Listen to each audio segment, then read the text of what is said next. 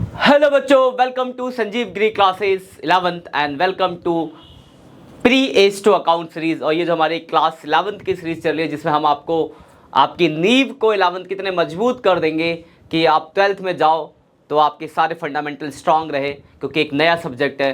बाकी आपको 12th में कोई परेशानी ना हो, 11th में तो परेशानी हो ही ना हो, ठीक है।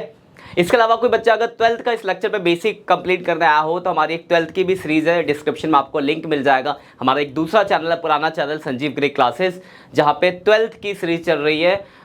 20,000 प्लस सब्सक्राइबर हमारे उसमें। और ये हमारा एक नया चैनल है जिसपे आपके प्यार की जरूरत है, जिसमें हम 11th स्टार्ट कर रहे हैं। 1000 सब्सक्राइबर होने वाले हैं, तो आपको जल्दी से जल्दी इसको 1000 पहुँचाना है। और सबसे पहले मैं आपको बता दूँ कि मैं जो भी आपको पूरा 11th पढ़ाऊंगा इस चीज़ पे, हमारी सीरीज़ है pre edge to account series, जिसमें मैं पूरा का पूरा 11th कराऊंगा। बोर्ड पे मैं जो भी पढ़ाता हूँ आपको, इसका हमारा पीडीएफ नोट्स मिल जाता है। मैं बोर्ड का पीडीएफ पैनल, जिससे आपको नोट्स बनाने में आसानी हो, चीज़ों को लिखने में आसानी हो। तो ये सब आपको कहाँ मिलेगा बेटा? तो हमारे टेलीग्राम चैनल पे वो आता है, आपको डिस्क्रिप्शन में लिंक मिलेगा। हमारे टेलीग्राम चैनल को भी आप सब्सक्राइब कर लीजिएगा। तो वहाँ पे आपको जो भी बोर्ड पे क्लास हुई, जैसे आज लेक्चर नंबर 5 है, तो लेक्चर 5 की जो भी पढ़ाई उसका बोर्ड का पीडीएफ पैनल आपको वहाँ पे डल जाता है लेक्चर के 1-2 घंटे के अंदर अंदर। कभी थोड़ा टेक्निकल होता तो 1 दिन बाद डल जाता है। टीम पूरी बैठी है सारे काम करने के लिए। कोई भी आपके डाउट्स हो तो वो भी आप कमेंट सेक्शन में छोड़ जाना। हमारी टीम और मैं मिलकर पूरी कोशिश करेंगे कि आपके हर एक डाउट को अच्छे से क्लियर करें, क्योंकि नींव जितनी मजबूत होगी इमारत उतनी ही मजबूत खड़ी रहेगी। तो आपके नींव को मजबूत करना है ताकि 12th में आपको कोई परेशानी ना आए।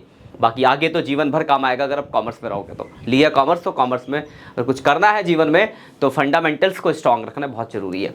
तो बेटा आज जो हम पढ़ेंगे, बेटा आज हम थंबनेल आपने देखा ही होगा, हम आज 2 टॉपिक पढ़ेंगे, एक लाइब्रेरीज पढ़ेंगे और एक रिसिप्ट पढ़ेंगे। तो सबसे पहला आपके स्क्रीन पे दिख रहा होगा लाइब्रेरीज। तो सबसे पहला क्वेश्चन होता है व्हाट इज लाइब्रेरीज? लाइब्रेरीज है क्या? तो मैंने आपको सबसे पहले बेसिक लेक्चर में बताया था, लाइब्रेरीज का मतलब होता है कि अगर हमने किसी से उधार ले रखा है जो हमें इन फ्यूचर वापस करना, मतलब आपकी देनदारी जो भी वो लाइब्रेरीज है। तो देखो वही लिखा है, लाइब्रेरीज मींस अमाउंट ऑन्स, मतलब पेबल देना है बाय द बिजनेस। बिजनेस को मतलब हमको क्या बिजनेस के अकाउंट करें, तो हमें जो भी पैसा किसी को देना, जो बकाया है हमारा, दे ऑल आर कॉल्ड लाइब्रेरीज। तो डेप्ट, जिसको हम डेप्ट भी कहते हैं, डेप्ट के तले दब गया जो बेचारा इंसान, तो डेप्ट मतलब उधारी होती है, ठीक है। और इसको क्या कहते हैं? और we can say that claim of amount against the entity और enterprises non as liabilities. Example for, जैसे क्रेडिटर हो गया आपका, बैंक ओवरड्राफ्ट हो गया आपका, लॉन्ग टर्म की बोरोइंग हो गई, डेप्ट हो गई। तो देखो ये एग्जांपल भी मैंने आपको जब बेसिक लेक्चर था तो बेसिक्स में ही बताया था कि लाइब्रेरीज क्या होती है। आज हम थोड़ा डिटेल में जाएंगे कि टाइप्स ऑफ लाइब्रेरीज। तो जरा ध्यान से देखिएगा। तो देखो बेटा, लाइब्रेरीज के 2 टाइप होते हैं, करंट लाइब्रेरीज और एक नॉन करंट लाइब्रेरीज। तो what is current liabilities and what is non current liabilities? तो करंट लाइब्रेरीज का मतलब बेटा ये होता है, वैसे डेप्ट जिसकी पेमेंट आप 12 महीने के अंदर कर दोगे वो करंट लाइब्रेरीज होगी, और वैसे डेप्ट जिसकी पेमेंट आप 12 महीने के बाद, मतलब जो लॉन्ग पीरियड ऑफ टाइम के लिए होते हैं, they all are called non current liabilities. मैंने कुछ एग्जांपल भी दिए, कुछ और भी ऐड कर दूंगा अपनी तरफ से। देखो पहला बात करते हैं करंट लाइब्रेरीज। तो current liabilities are those liabilities which are payable within 12 months of date of balance sheet. तो वैसी डेप्ट जिसकी पेमेंट 12 महीने के अंदर अंदर, मतलब 1 साल के ही अंदर हो जाए, वो आपकी करंट लाइब्रेरी। जैसे एग्जांपल फॉर क्रेडिटर, आप किसी को उधार में अगर कुछ बेचोगे, खरीदोगे, तो आपको कितने दिन का मोहलत देगा? बोलेगा भैया 10 दिन में दे देना, 20 दिन में दे देना। ऐसा बोलेगा कि भैया ले जाओ सामान, 1-2 साल बाद देना। तो creditor is a short term libraries, तो करंट लाइब्रेरीज का पार्ट होता है। बैंक ओवरड्राफ्ट, आपके बैंक का नेगेटिव बैलेंस कितने दिन रहेगा? कम टाइम के लिए। आउटस्टैंडिंग सैलरी कितने दिन के लिए?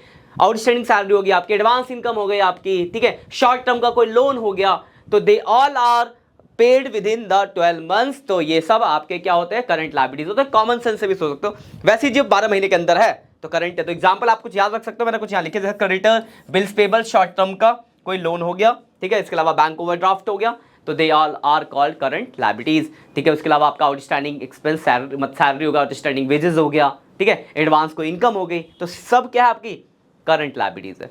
दूसरा बेटा नॉन करंट लाइब्रेरीज। तो मैंने भी बताया आपको, नॉन करंट लाइब्रेरीज का मतलब होता है वैसे डेप्ट जिसकी पेमेंट आप 12 महीने के बाद दोगे, मतलब लॉन्ग पीरियड ऑफ टाइम के लिए। तो देखो ये non current liabilities are those liabilities which are payable after 12 months from the date of balance sheet, मतलब 12 महीने के बाद जिसकी पेमेंट होती है वो नॉन करंट लाइब्रेरीज। जैसे लॉन्ग टर्म का लोन हो गया, लॉन्ग टर्म का डेप्ट हो गया, डिबेंचर्स हो गए, कोई bank loan more than 12 months हो गया। तो देखो इसमें कुछ एग्जांपल मैंने दिए, बैंक लॉन्ग टर्म लोन और डिवेंचर्स। डिवेंचर एक वर्ड आप सुनोगे, क्या होता है बेटा डिवेंचर? समझो, तो जब आगे आप कंपनी पढ़ोगे तो बता देता हूँ, आपके बीएसटी में है वैसे कंपनी अकाउंटिंग में। तो कंपनी को जब पब्लिक से पैसा बोरो करना होता है लॉन्ग पीरियड ऑफ टाइम के लिए, तो एक ऋण पत्र इशू करती है, they are called debentures. Debenture as a instrument used by the company to borrow money from the public. तो यही आपका लाइब्रेरीज है। तो लाइब्रेरीज मतलब जो आपकी देनदारी है दो तरह की होती है, नॉन करंट और करंट। 12 महीने के अंदर पेमेंट करोगे तो करंट लाइब्रेरीज, 12 महीने के बाद पे करोगे तो नॉन करंट लाइब्रेरीज। इसके एग्जांपल्स याद रखना, ठीक है ना। तो आपसे एक एक नंबर में एमसीक्यू में पूछा जाता है, तो डिटेल है, फंडामेंटल तो स्ट्रांग रहने चाहिए, ठीक है।